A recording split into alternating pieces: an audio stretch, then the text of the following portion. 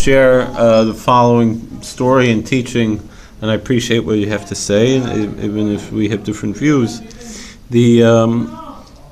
One of the most colorful of the early Hasidic masters was the Rebbe Zisha from Anipoli. I remember when I made a pilgrimage to Ukraine to visit the graves of various of the early Hasidic masters. We wanted very much to go to the Rebbe Zisha, who was also buried in Ukraine. We weren't able to go there. I was on the bus there, and most of the boys there came from traditional Hasidic homes. There was I and one other who didn't come from those backgrounds and adopted that lifestyle later. And then there were two boys who grew up in a more traditional Hasidic home and left.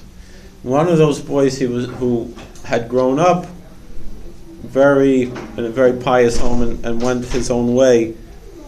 He said to me, "Oh, I'm not religious anymore." I said, "If you weren't religious, you wouldn't go on a pilgrimage to Ukraine. Maybe you're not observant. You have to become observant, but you definitely believe in something, else you wouldn't go and make this trip." So this boy who said that he's not religious, he said he was so disappointed we couldn't go to the Rebbe Zisha.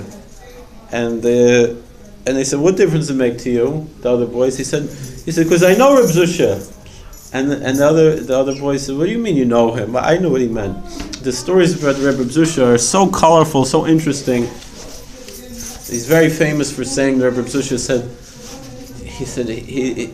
he doesn't care when he gets to heaven. He's not worried they're going to ask him, "Why weren't you great like Abraham?" or "Why aren't you great like Moses?" But he said, when they asked me that question, "Why weren't you Zisha?" that's what he was afraid of. Meaning, why you live up to who you were supposed to be, to your potential. Forget about comparing yourself to someone else. Think about your own potential. Do you live up to your own potential? And quite often we fall short of our own potential. And that's what he was worried about. Now anyway, there was many fascinating stories about the Rebbe Zisha and his famous brother, the Rebbe Melech from Lezhensk, he's buried in Poland. I did visit his grave once. But and that's one of the biggest pilgrimages places in Poland, is the grave of yeah. So the Rebbe Zisha, a fascinating story, is that one time he put his hand into a fire, and his hand quickly, out of reflex, moved back. And he said, "V'izoi Gashmi is their hand from Zisha." He would always speak of himself in the third person. I don't remember, there was on Seinfeld, there was a character like that. He was talking to himself in the third person, and George started doing it. He's like, "George is getting angry now that whatever." By the tzaddikim, it was an Indian of humility. By the Hasidic tzaddikim, they say the same thing about Rebbe Meir Premishlaner. So the same thing, the Rebbe Zisha, he wouldn't say "I," because that sounds kind of arrogant. He would say Zisha, however you pronounce it. And the Rebbe Zisha, the holy Rebbe Zisha, you would think, all the time he is presented as a tremendously humble person. There's another, not as humble as Moses, but he was very humble. Just an example of another story. Two of the next generation of Hasidic masters, also two brothers, was Pinchas Horowitz, the Haflah, who lived in Frankfurt, Germany. One of my ancestors was a student of his. And hold on. And the Rebbe Shmelke from Nikolsburg. Nikolsburg is now in the Czech Republic. I also have ancestors who are Rabbanim in Nikolsburg, and not the Rebbe Shmelke. So, but other Rabbanim from Nikolsburg.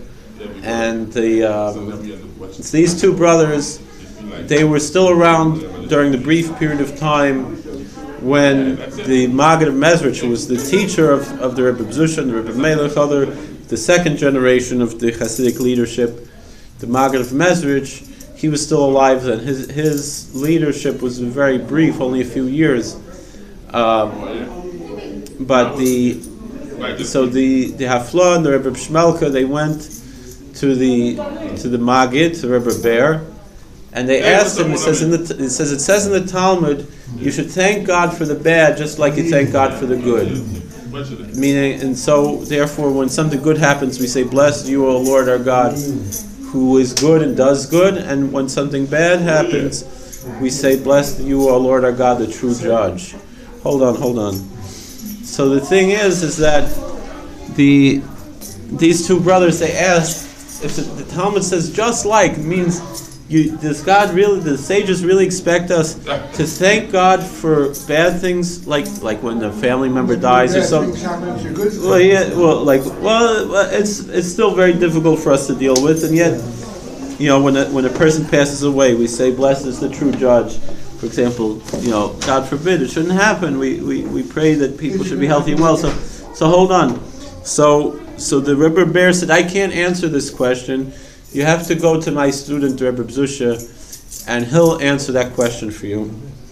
So they made the trip to Anipoli, and they went to Rebbe Zisha, and he was very sick in bed, suffering tremendously, living in a hovel, falling apart.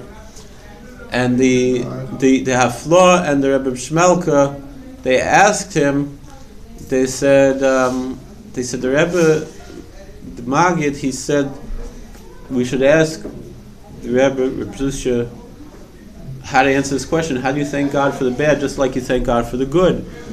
And the Rebbe Zisha answered. And hold on. So the Rebbe Zisha answered. He said the Rebbe said you should ask this of Zisha.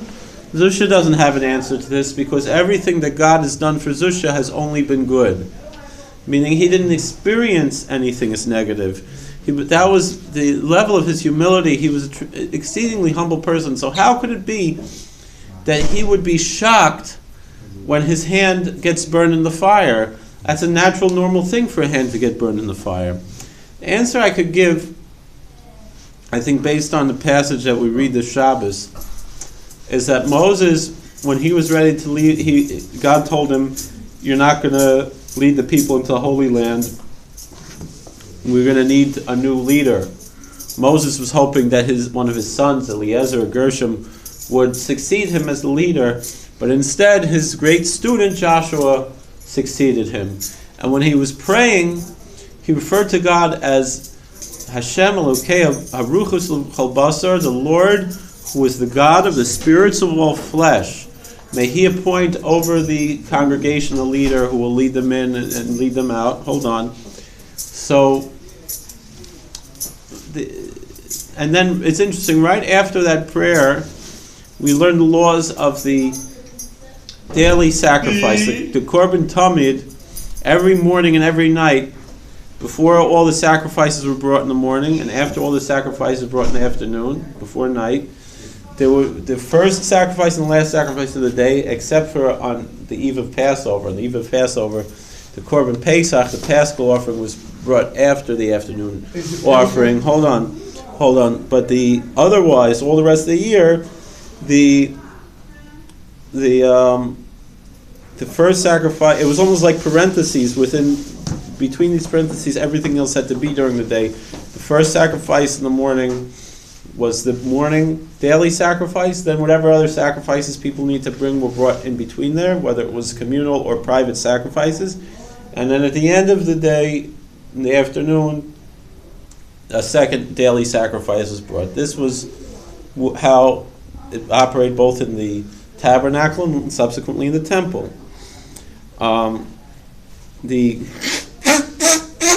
Most of the sacrifices in the temple were eaten, like the Paschal sacrifice, the sin offerings, the peace offerings were eaten. The sin offerings were eaten by the priests. The peace offerings were eaten by the people who brought them, as were the Paschal sacrifices and so forth. But the daily sacrifice were burnt offerings. Ola means that it goes all the way up. Nothing is eaten, even though the hides were given to the priests. The priests were allowed to keep the hides for leather and so forth, but the meat was burnt. Now, and totally burnt. Nothing of it was eaten. Now, So it's interesting. It says Olas Tamid Ha'asuya Bar Sinai L'Reich Nechoach Yishal Hashem. It's constantly, the literal translation, even though we say it is a constant burnt offering, but the word Ola doesn't really mean burnt offering, it means elevation. So you could read it as constantly going up, constantly elevating, constantly going higher, like was given on Sinai to be a pleasing aroma to the Lord. Now, I think, in a sense, this daily sacrifice was also the leader of the sacrifices. It was a sheep. It was also like a shepherd that led all the sacrifices in the morning and led them out all at night, even though it was a different one, every day, one in the morning, one in the afternoon. But still, the point that I'm bringing out is that you can learn leadership qualities. Since this comes right after Moses prayed for leadership, we can learn a lesson in leadership from the burnt offering, from the daily burnt offering. It says, Olas Tamid Hasiyah Sinai. Two things. One is to be a proper leader. It's not enough to be aloof from the people and not have anything to do with them. It's meaning, just because someone's a great scholar, or someone's very intelligent, or someone has all the answers, or learned a lot, or they're very spiritual and very holy, doesn't make them a leader. A leader has to have both qualities, both the spiritual and the material.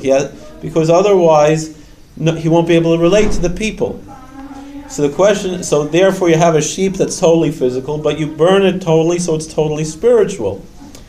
So how do we in our lives bring up that lesson of being both totally material and totally spiritual, so we can bring spiritual lessons to physical people? Too many people are too heavenly minded to be any earthly good. That's not the point. Our point is to be practical in this world. The Bible gives us a guideline to life, to live in this world, not to be angels in heaven, but to be human beings here on earth, but to be good human beings. So the answer I have is Olas Tamid. If you're always growing, and always, meaning you live your life, but you're always striving to be better and better and better, and to reach for higher and higher things, that's how you can be totally spiritual and totally physical. It's noteworthy that tomorrow we commemorate and mourn for the day when the last time in history so far that the daily offering was brought. And we look forward to the restoration of the time when, again, the temple will be restored to earth and the daily offering will be brought on earth again. Right now, the tzaddikim teach, though, that Elijah the prophet is still bringing these sacrifices for us in heaven. So the answer to this story of why did the Rebbe Zisha feel so amazed by virtue of the fact that his hand was burnt in the fire is that he was so humble. It wasn't humble to be like, you would think it's arrogant for him to expect that his hand shouldn't be burned. And the humble thing would be he would expect his hand to be burned. But the thing is everyone knew the Rebbe Zisha was extremely spiritual. The question is, was he also physical? Did he have the qualities to be a leader? Meaning to be very spiritual, that doesn't take much work, but to be totally spiritual and totally physical at the same time, and to bring holiness into your physical life, that is a tremendous accomplishment and a very high level. And so that's what the Rebbe Zisha was amazed by. Azay Gashmi is the hand from Zisha. How physical is this hand of Zisha that he was amazed that his hand got burnt, because it would have made more sense that it shouldn't get burnt because he was so spiritual. But he was amazed that such a spiritual person could also be physical. That was a big chiddush. That was a tremendous accomplishment. Thank you.